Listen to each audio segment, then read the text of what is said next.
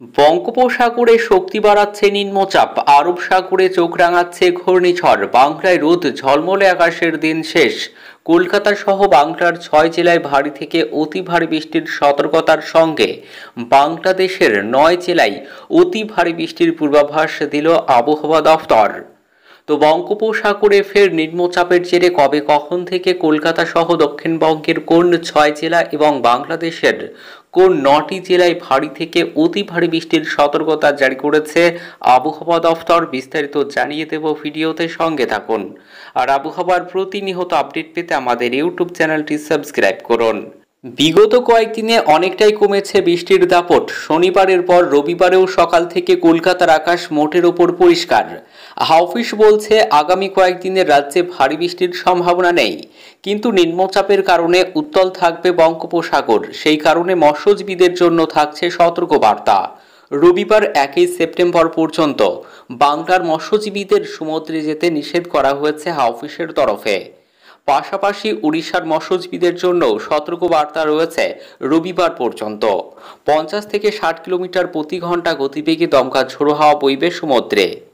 একই সঙ্গে ঘূর্ণিঝড় আসনার দাপট চলছে আরব সাগরে, তবে এগুলির কোনো প্রভাব আপাতত বাংলায় পড়বে না বলেই জানিয়েছে আবহাওয়া দফতর। তবে আবহাওয়াবিদরা জানিয়েছে এদিন দক্ষিণবঙ্গের কিছু কিছু জেলায় বিক্ষিপ্তভাবে 2-1 পশলা বৃষ্টি দেখা যেতে পারে। বজ্রবিদ্যুৎ সহ হালকা মাঝারি বৃষ্টির সম্ভাবনা বেশি রয়েছে উত্তর ও দক্ষিণ 24 পরগনা, পূর্ব ও পশ্চিম মেদিনীপুর, ঝাড়গ্রামে। তবে আপাতত ভারী বৃষ্টির কোনো সম্ভাবনা নেই। অন্যদিকে বঙ্গোপসাগরে সৃষ্টি নিম্নচাপের সব থেকে বেশি প্রভাব পড়বে মধ্যপ্রদেশ এবং সংলগ্ন উত্তর বঙ্গোপসাগরে।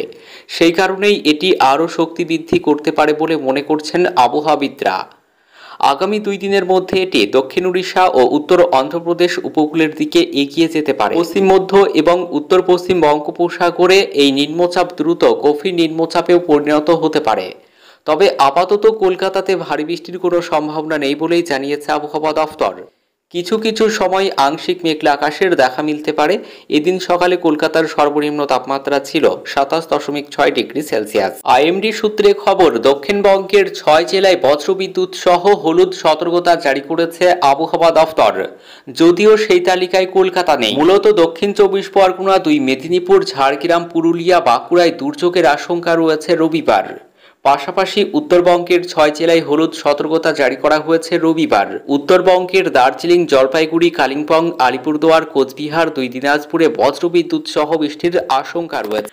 বাংলাদেশের আবহাওয়া খবর, বাংলাদেশের আবহাওয়া দফতরের তরফে জানানো হয়েছে পশ্চিম মধ্য বঙ্গোপসাগর ও তার সংলগ্ন উত্তর পশ্চিম বঙ্গোপসাগর এলাকায় অবস্থারত সুস্পষ্ট লঘুচাপটি পশ্চিম উত্তর পশ্চিম দিকে অগ্রসর ও ঘনীভূত হয়ে 31 আগস্ট শনিবার সকাল 6টা নাগাদ মৌসুমী নিম্নচাপে পরিণত হয়ে উত্তর অন্ধ্র, দক্ষিণ উড়িষ্যা উপকূলীয় এলাকায় অবস্থান করেছিল। এটি আরও পশ্চিম উত্তর পশ্চিম দিকে অগ্রসর হয়ে 31 আগস্ট শনিবার মধ্যরাত নাগাদ উত্তর অন্ধ্র, দক্ষিণ উড়িষ্যার উপকূল অতিক্রম করেছে। মৌসুমী বায়ুর অক্ষের বর্ধিতাংশ রাজস্থান, মধ্যপ্রদেশ, উড়িষ্যা, নিম্নচাপের কেন্দ্রীয় স্থল গাঙ্গেয় পশ্চিমবঙ্গ ও বাংলাদেশ হয়ে অসম পর্যন্ত বিস্তৃত রয়েছে। মৌসুমী বায়ু বাংলাদেশের উপর কম সক্রিয় এবং উত্তর বঙ্গোপসাগরে মাঝারি অবস্থায় রয়েছে।